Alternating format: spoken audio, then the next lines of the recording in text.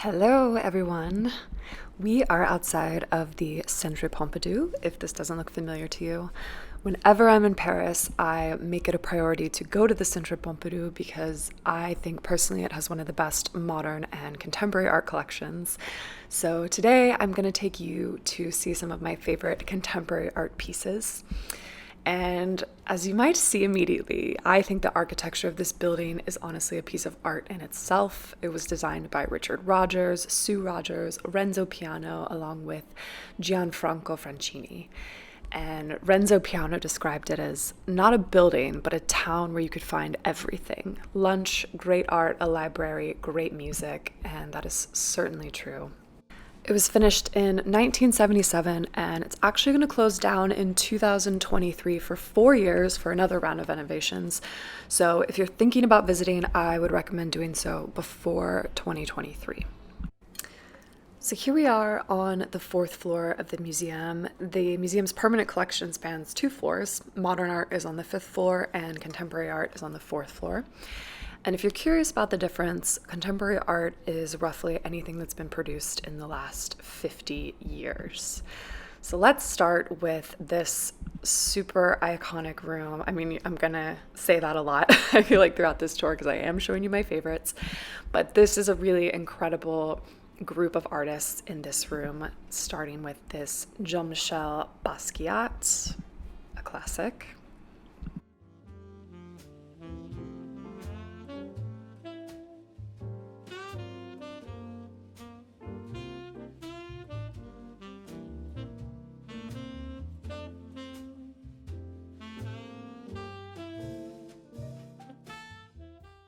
Neighboring the Jean-Michel Basquiat, we have this work by Maria Lassnig, who is a famous female Austrian artist who's known for her self-portraits.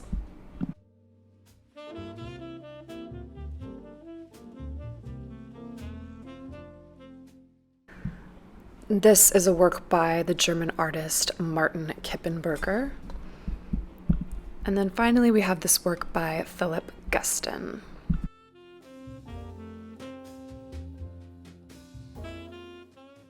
Down the hall, you have a room that really highlights these classic neon works by Peter Halley.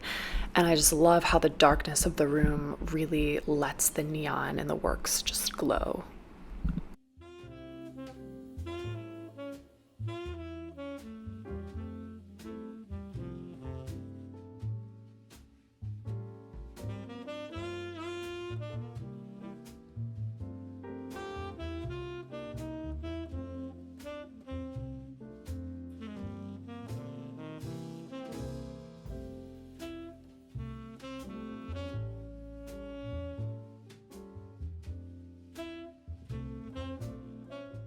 I love how they put some of their best works actually out in the hallways. They don't save it to be too precious in the exhibition rooms.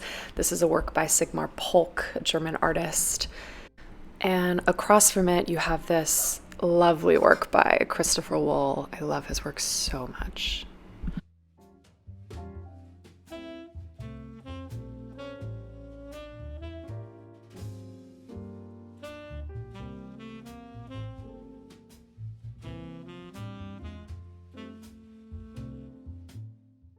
And next to it, you have this work by Mark Bradford. It's a little more muted than some of his works, but definitely still an iconic piece by Mark Bradford.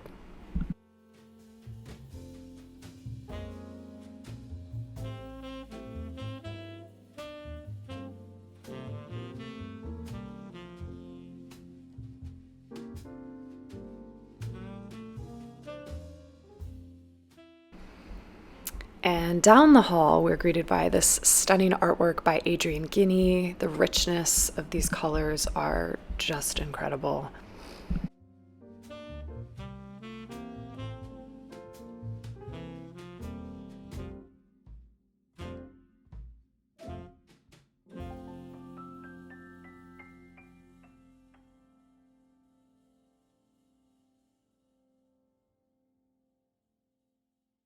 This room features a group of works that fall into the style of abstract expressionism. Usually each room in this part of the museum kind of features a concept or a particular style or time period, and it'll sort of let you know at the beginning.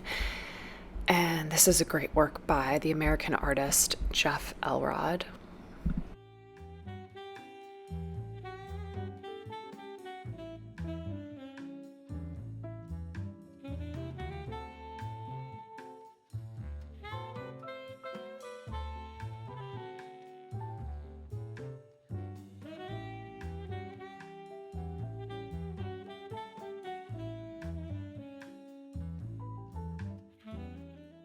This is a work by the French artist Alain Séchas.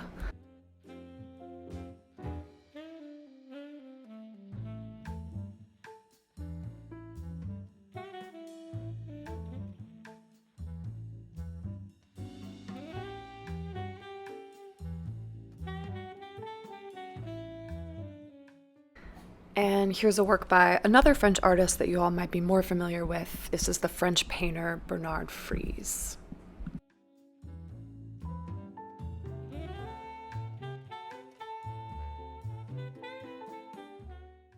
Another thing that the Centre Pompidou does that I love is that they really utilize these full room installations.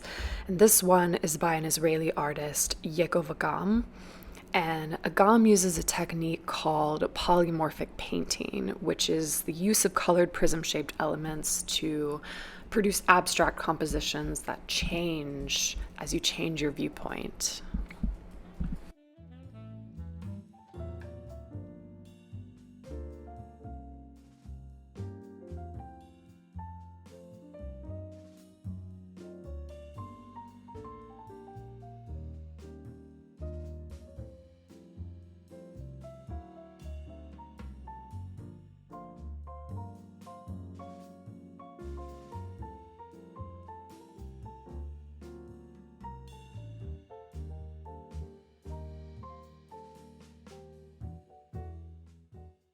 This room is full of art legends that were devoted to minimalism.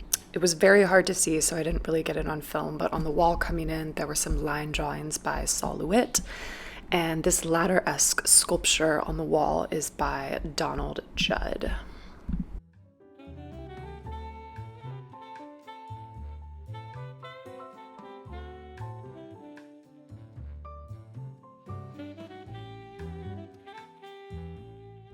And of course, this neon piece that's really setting the vibe for the entire room is by Dan Flavin.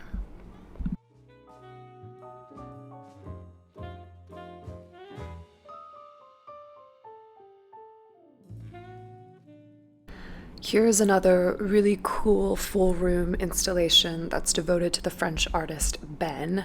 This is a recreation of a shop that Ben had from 1958 to 1973, where he had anything and everything. He bought and sold objects, records, cameras, but it eventually became less of a shop and more of this evolving sculpture where he brought artists to commune and discuss and exchange. And in 1974, he dismantled it and brought it to the museum where we see it now.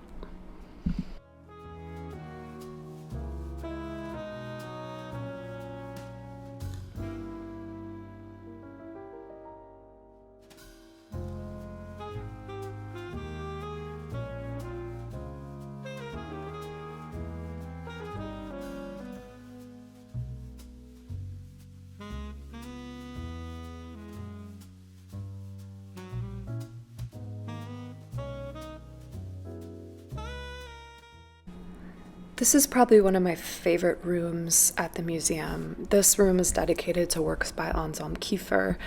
Anselm Keifer is a German artist who was born in 1945, right at the end of the World War II, when Germany was in just complete ruins.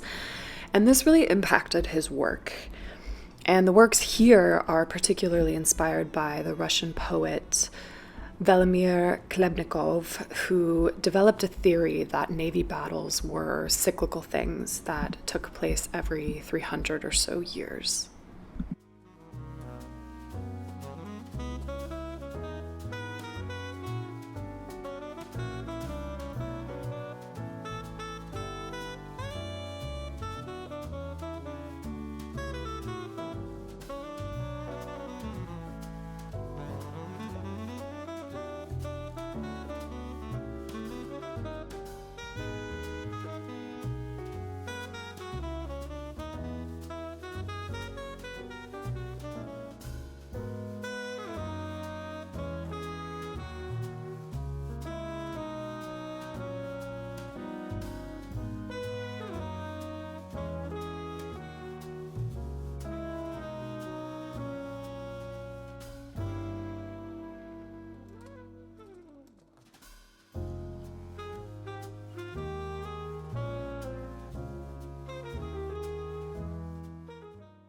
This room features 4 sculptures by the French artist Louis Gréaud. And these sculptures are replicas of molds of ancient sculptures, but they've really been arranged and almost distorted with this shiny black material to create a more dystopian feel. And you may have noticed that, or I think at least, the collection of this museum definitely leans a little more towards European artists, but that makes sense, right? We are in France.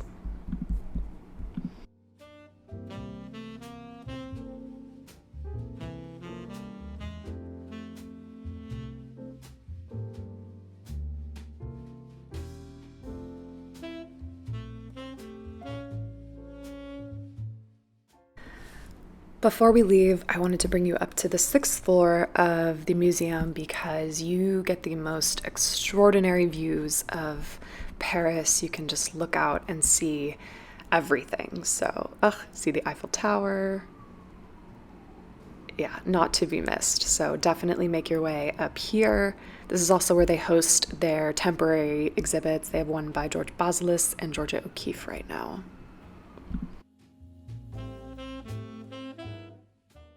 Now we're at the second museum of the day. This is the Bourse de Commerce, home of the Pinault Foundation. And we are looking at an installation by the Swiss artist Urs Fischer of his famous wax sculptures. And if you're not familiar with these sculptures are created with wax of usually hyper-realistic figures or objects. And these figures are then lit like a candle, and they melt over the course of the exhibit, turning it into an almost surrealist abstraction of what they once were.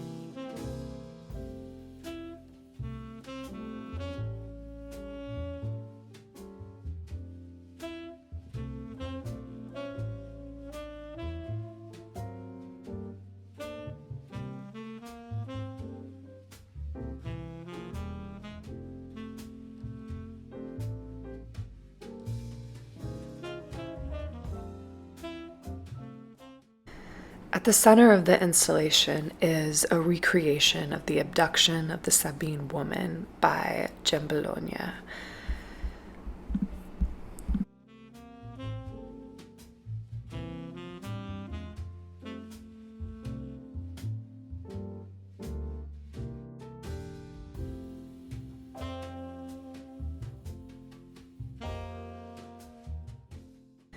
This realistic individual is Fischer's friend, the artist Rudolf Stingel.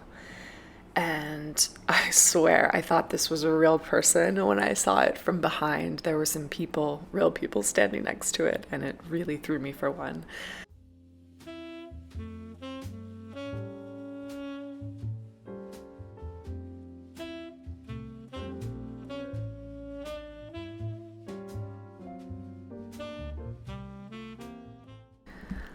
Overall, the exhibit is a, quote, monument to impermanence, transformation, the passage of time, metamorphosis, and a creative destruction. I've always seen just one or two of Urs's wax sculptures like this at a time, so to see this many in a room so beautiful like this, it really is a fantastic exhibition.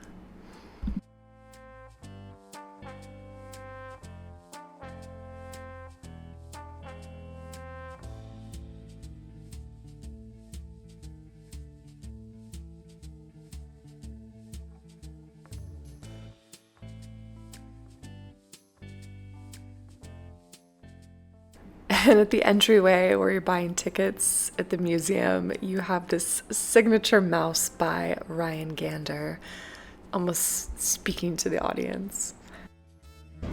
I am. So cute.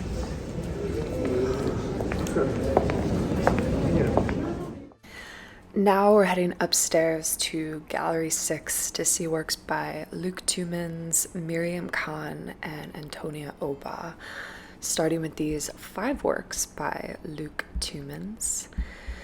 And Tuymans is a Belgian artist who lives and works in Antwerp, and he's known for his figurative paintings. And many of these that you see here were actually in the Palazzo Grassi in Venice as a part of the 2019 Venice Biennial. I'll leave a link to that blog post that I wrote down below if you want to see more from that show.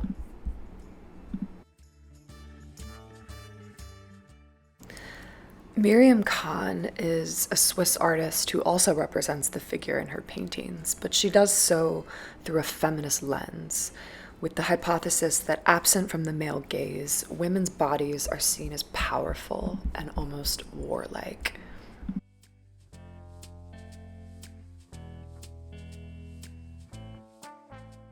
Antonia Oba is a Brazilian artist, and this is the first time that his works are being shown by the Pinault Collection.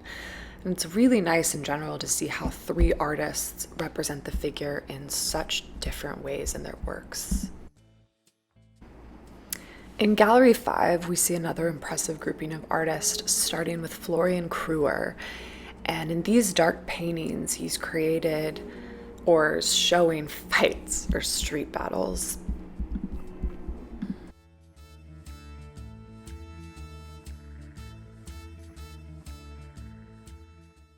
On the opposite wall, there are works by Martin Kippenberger, where he commissioned artists to create self-portraits of him. And he titled this a series, Dear Painter, Paint for Me.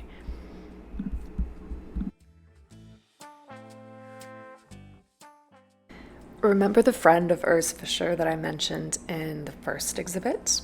Well, these are paintings by the same Rudolf Stingel, and featured are 3 paintings that represent Stingel's personal version of art history.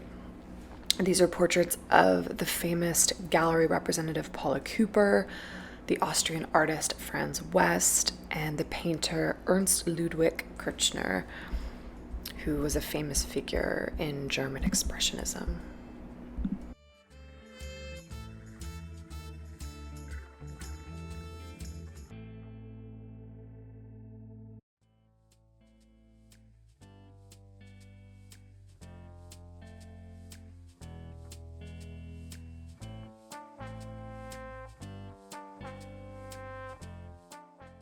And lastly, I wanted to get a close-up of some of these Claire Tabourets.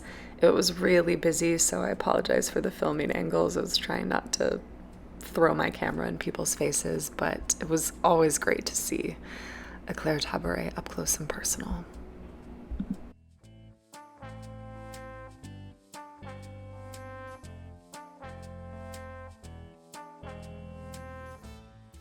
There's certainly a lot more to see currently at the Bourse de Commerce, so if you are in Paris, I recommend you go visit. And here we are back at the Centre Pompidou on our walk home. I thought this was such a lovely just image of it at nighttime, all lit up. And I will see you all in my next video. I still have more Paris to share.